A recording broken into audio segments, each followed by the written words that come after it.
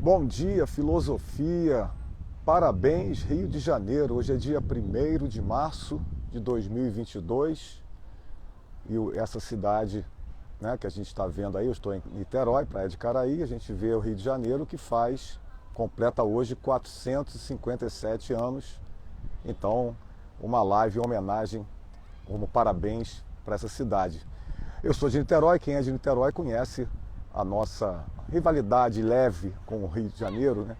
E os cariocas dizem que o melhor ponto, a melhor coisa de Niterói é a vista do Rio de Janeiro, não é isso? Não vou entrar nesse mérito, mas acaba que não deixa de ser bastante interessante, para dizer o mínimo, né? Então vou voltar a câmera para a gente poder, vou fazer aqui ao abrigo do sol, porque da última vez que eu vim para aqui, o superaquecimento travou a transmissão.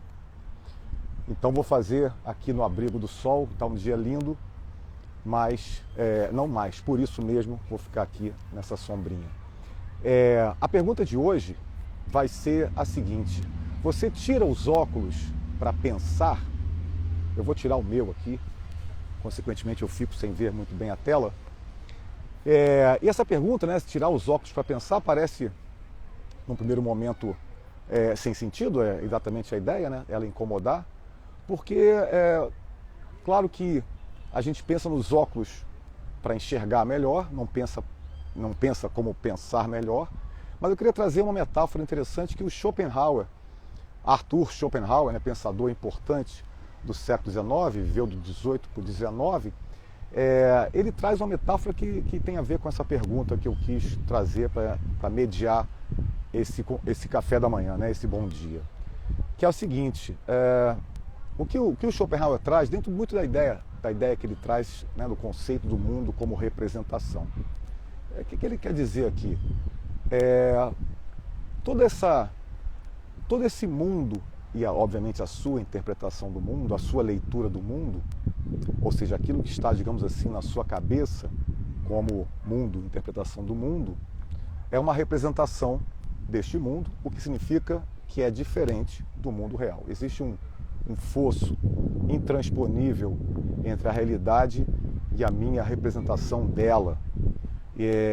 Então, assim, significa que cada um de nós tem um mundo dentro de si que não é igual, né? Não se identifica no sentido de identidade, né, com um outro qualquer.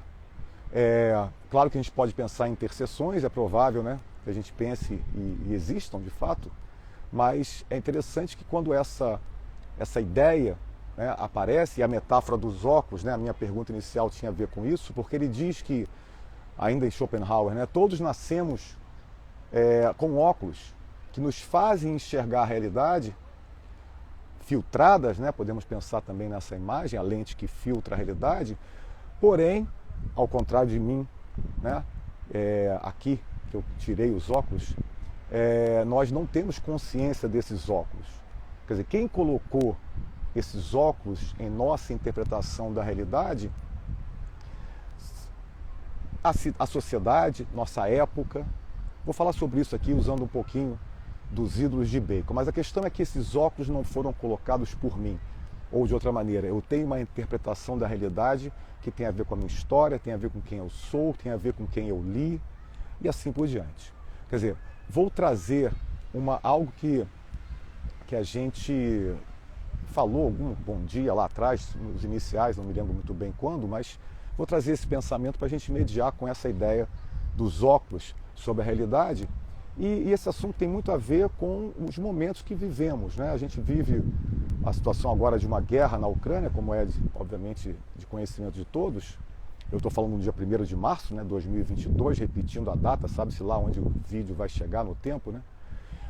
Então nós vivemos essa primeira semana da guerra e as redes sociais têm um papel interessante na construção do nosso conhecimento, da nossa informação, talvez até um nome melhor, sobre a guerra, que eu queria trazer para a gente estar dialogando com a questão dos ídolos de Bacon. Então, essa pergunta sobre os óculos, que eu iniciei o bom dia, é para trazer essa linguagem, esses conceitos que o Francis Bacon, pensador do século XVI, trouxe para pensar né, nossa relação, a relação do indivíduo com a realidade. E eu também lembrei de falar sobre isso porque uma das aulas que eu fiz em novembro do ano passado,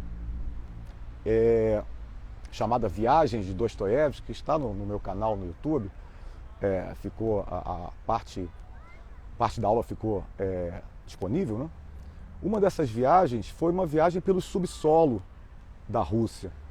Qual o subsolo da Rússia? Uma parte da viagem e uma parte do subsolo, os metrôs.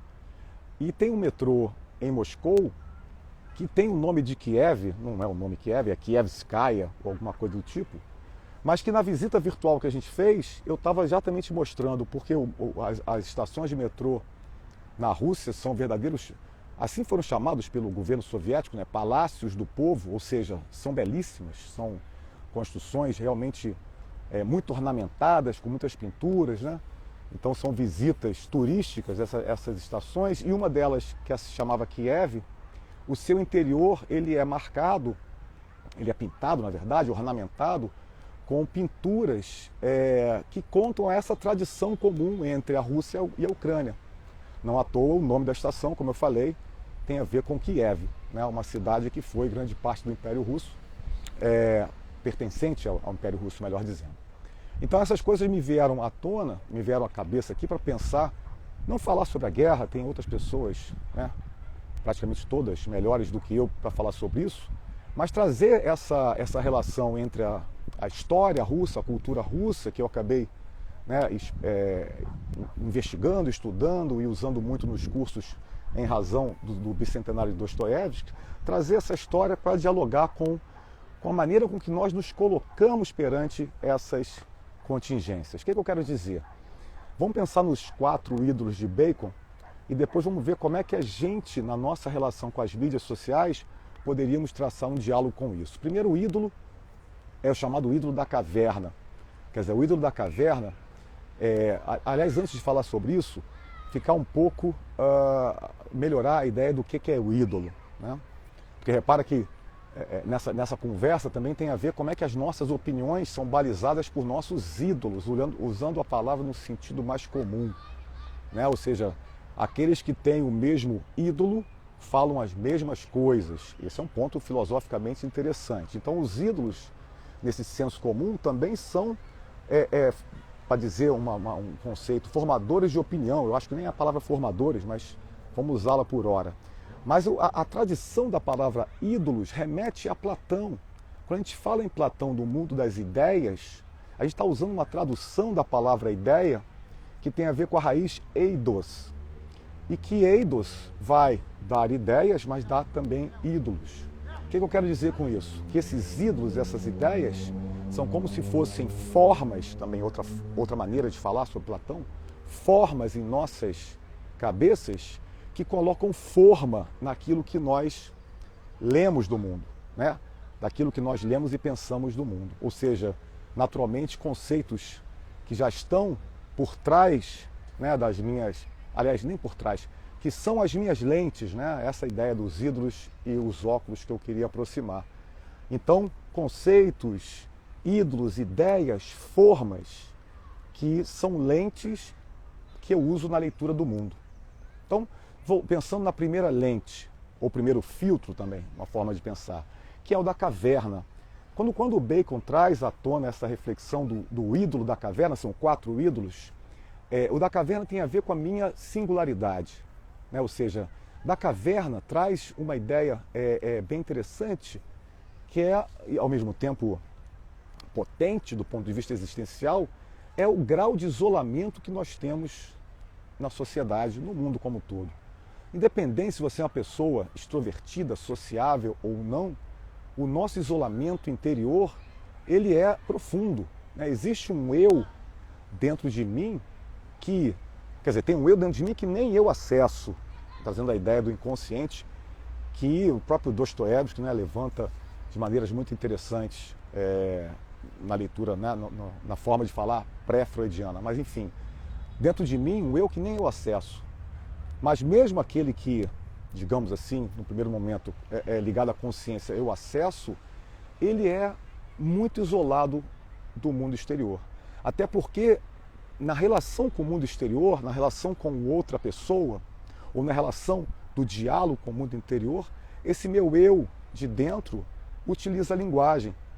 E a linguagem é um ídolo também do Bacon. Né? Entenda aí o ídolo como sendo, de novo, essa lente. Ou seja, eu, na relação com o mundo, utilizo uma lente também, que é a lente da linguagem, ou seja, do logos, do raciocínio. Né? Nós falamos sobre o mundo, nós pensamos e falamos sobre o mundo. E esse exercício de falar sobre o mundo está restrito pela linguagem.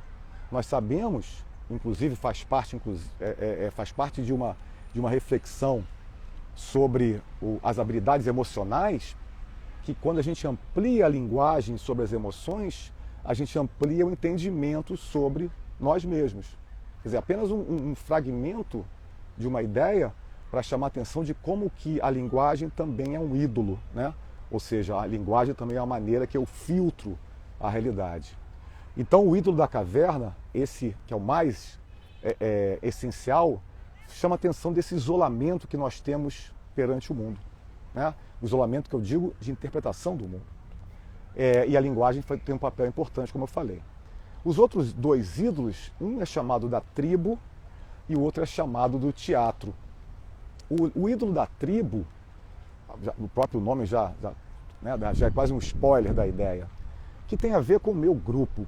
Né? Quando a gente pensa em tribo, a gente pode pensar na tribo humana, ou seja, de como nós, enquanto seres biológicos, temos sentidos, visão, audição, tato, enfim, temos sentidos particulares de nossa espécie que fazem com que a nossa leitura, interpretação, né, do mundo esteja limitada por esses sentidos. Então eu e outros seres vivos, biológicos, que possuem outros sentidos, outras frequências, enfim, nomes que dizem respeito à maneira com que ele percebe o mundo, somos diferentes, então temos mundos diferentes. Perceba que interessante pensar isso, né? Ou seja, um ser biológico, né, senciente, que perceba o mundo com visão, espectro da visão diferente, do som e etc., tem na representação do mundo, ou seja, naquilo que podemos pensar como um conteúdo mental, um outro mundo. Né? Não é igual ao meu. Então essa comparação entre seres humanos e outros, ela é interessante e está dentro dessa ideia do ídolo da tribo. Só que a gente precisa agora, já que eu sugeri que a gente ia dialogar com as redes sociais, colocar dentro dessa ídolo da tribo, desse ídolo da tribo de Bacon, a ideia das bolhas, a ideia dos algoritmos, a ideia de como que a gente hoje nos relacionamos com a mídia digital de uma forma bem diferente com que nós mesmos, né, nós humanos em outras épocas. Vou fazer aqui uma interseção, antes de falar dos ídolos do teatro, que tem muito a ver com isso, fazer uma interseção com que eu já venho fazendo o curso do Byung-Chul Han que eu estou fazendo, né, que eu estou dando nas quintas-feiras com Black Mirror, algumas postagens que eu coloquei. Vou fazer para a gente pensar nesse ídolo da tribo, nessa interseção com as mídias sociais, com as nossas redes. Vou trazer o uso, né, o conceito que o Byung-Chul Han, esse filósofo coreano, no livro chamado No Enxame, o conceito que ele chama de desmediatização. Eu falo devagar porque a palavra, né, é criada e, enfim, devagar para não tropeçar. Desmediatização. Mediatização é intermediário, é mídia, é meio.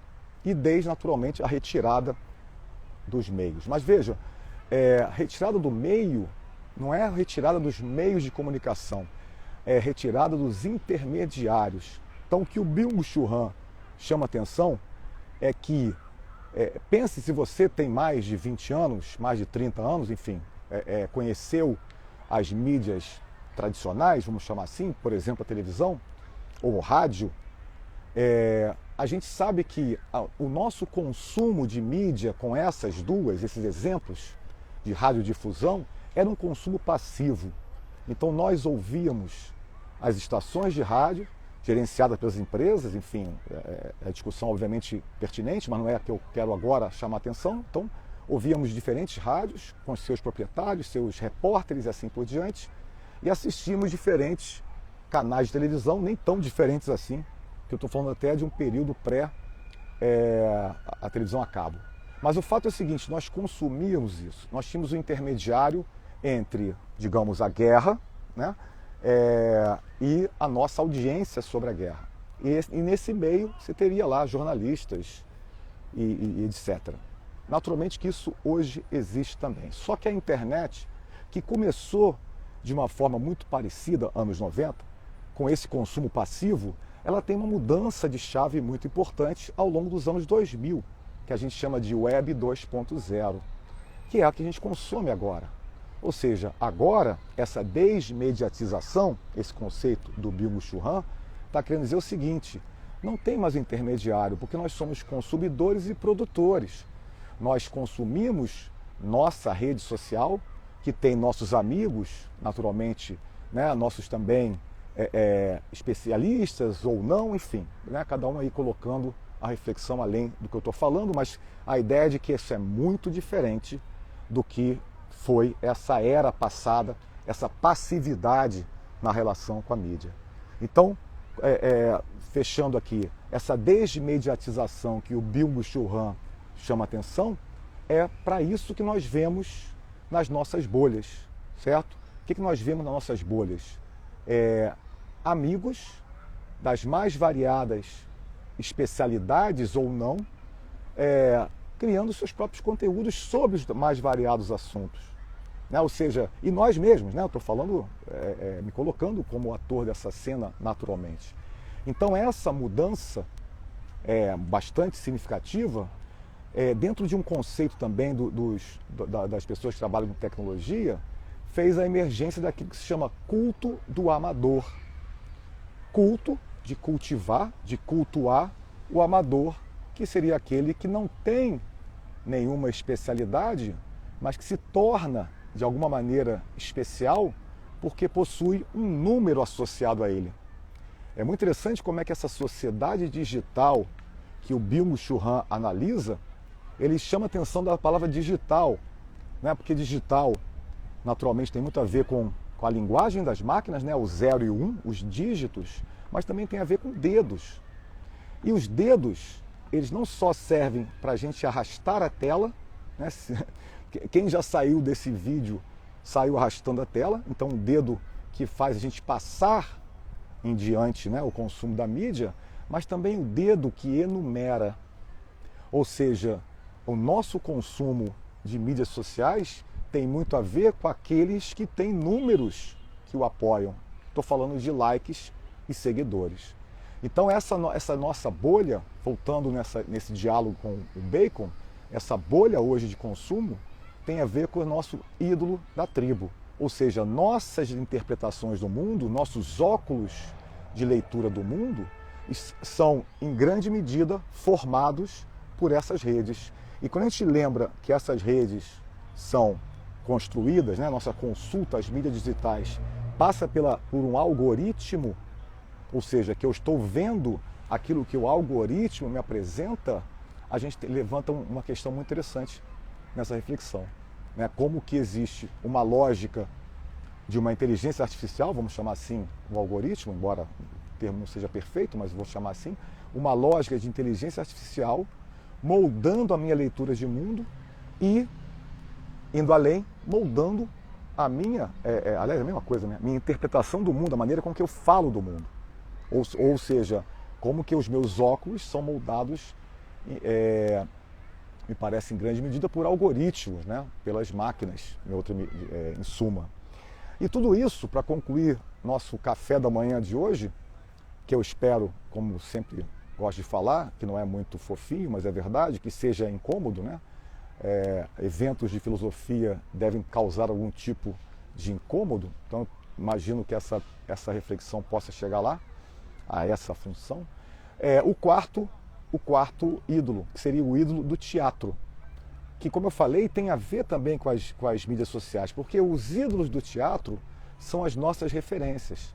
Os ídolos do teatro são aqueles nomes, autores, né, professores, de outra maneira, esses ídolos no sentido mais comum da palavra, que nos formaram, que vieram a fazer parte, de novo, da maneira com que eu leio o mundo. Né? Quando eu leio o mundo com referencial teórico dentro de mim, que formador desses meus óculos, que vão, naturalmente, filtrar, determinar, influenciar. Determinar talvez a palavra não seja tão boa. Influenciar a minha leitura de mundo e, consequentemente, a minha fala sobre o mundo. Então, os ídolos do teatro, reforçando, são, hoje, né, os algoritmos. Ou seja, aqueles que estão dando para mim uma leitura de mundo e dando a minha fala sobre o mundo. Como eu falei, para concluir amanhã, né, repetindo essa minha promessa de conclusão, é para se incomodar com isso. Né? É uma questão de se incomodar com isso, e aí agora eu faço o último diálogo, que é com o livro O Duplo. O Duplo é o livro de Dostoiévski, que eu começo o curso semana que vem, na segunda-feira. É um curso que a gente faz uma leitura recortada do livro, mas principalmente explora filosoficamente ideias que estão dentro do livro. E eu coloquei hoje uma postagem, eu vou ler aqui uma citação do livro, aproveitando que hoje é uma terça-feira gorda, né? Eu também lembrei esse assunto de ídolos, pensando na terça-feira gorda, eu me lembrei de uma amiga de faculdade que era magérrima, mas ela se via gorda, que ela tinha um distúrbio alimentar, se não me engano é anorexia, né? Anorexia e bulimia sempre aparecem em pares, mas eu acho que é anorexia que tem a ver com a leitura, né, equivocada sobre si mesmo, né? Ou seja, uma mulher magra que ao se olhar no espelho se enxerga gorda, entra num processo, né, um transtorno, e que acaba um transtorno que acaba, né, sendo prejudicial para ela mesma, né? E outros exemplos que poderiam ser colocados dentro dessa ideia de estar filtrando o mundo, né? A diferença entre o que ela é realmente e como ela se enxerga. Eu também me lembrei dessa história aqui para falar sobre os ídolos, né? E aí, fazendo essa conexão com o duplo, pensar que dentro da gente, quando eu penso nisso tudo, quando eu dialogo com essa reflexão, né, eu sempre gosto de falar, e acho importante, que aquilo que eu falo nas aulas, palestras e etc., é aquilo que eu também estou pensando. Né? Acho que filosofia não é exatamente uma aula como se fosse uma aula sobre uma aula de outro assunto. Né? Filosofia é um exercício do pensamento. Então, quando eu estou falando essas coisas, eu também estou revelando coisas que eu penso sobre mim mesmo. Ou seja, quando eu penso sobre esses ídolos, eu penso no duplo que se pode, reformulando a fala. Quando eu penso sobre isso tudo, eu reflito sobre a possibilidade de eu e mais um eu, ou seja, um duplo, que seja diferente em relação a essas máscaras. Vou usar o termo que está ligado ao carnaval, que está ligado à citação que eu vou fazer de Dostoiévski agora. Né? Ou seja, ao invés de pensar agora como óculos, como filtros, como ídolos, pensar essa separação do real para uma representação através do objeto máscara, né? Aquilo que representa alguém diferente daquilo que é. O carnaval é um baile, né? Uma experiência onde as máscaras têm tudo a ver, e Dostoiévski, nesse livro que é de 1846, diz o seguinte, num diálogo entre o protagonista e o seu chefe. Diz ele, as pessoas que usam máscara deixaram de ser raras. Hoje em dia é difícil reconhecer uma pessoa mascarada. E mais à frente ele continua, eu, por exemplo, só ponho máscara quando tenho necessidade dela, ou seja, só para o carnaval e reuniões divertidas, falando em sentido literal. Mas que não me mascaro todos os dias diante das pessoas, falando noutro sentido mais oculto. Olha que fascinante pensar essa máscara aqui onde nós estamos, a rede social. Né? Existe um fosso entre aquilo que você está lendo de mim ou qualquer outro, né, presente na rede social, até mesmo você, e aquele que nós somos. Quer dizer, as redes sociais transformaram essa citação, né, cada dia mais difícil reconhecer uma pessoa mascarada, tão pertinente, né, como a gente tem presente através das redes sociais. Então essa relação do duplo, concluindo com a reflexão de mais incomodante, né? O quanto eu estou separado de mim com essa minha sombra, né? que está dentro de mim, mas que não tem essas máscaras, nem esses filtros, nem toda essa gama de conceitos aqui que eu quis trazer na reflexão, né? E que eu espero que tenha levado você para uma situação de maior confusão do que a do início da minha fala, ok? Muito obrigado, boa semana, boas viagens e um abraço, saudações filosóficas.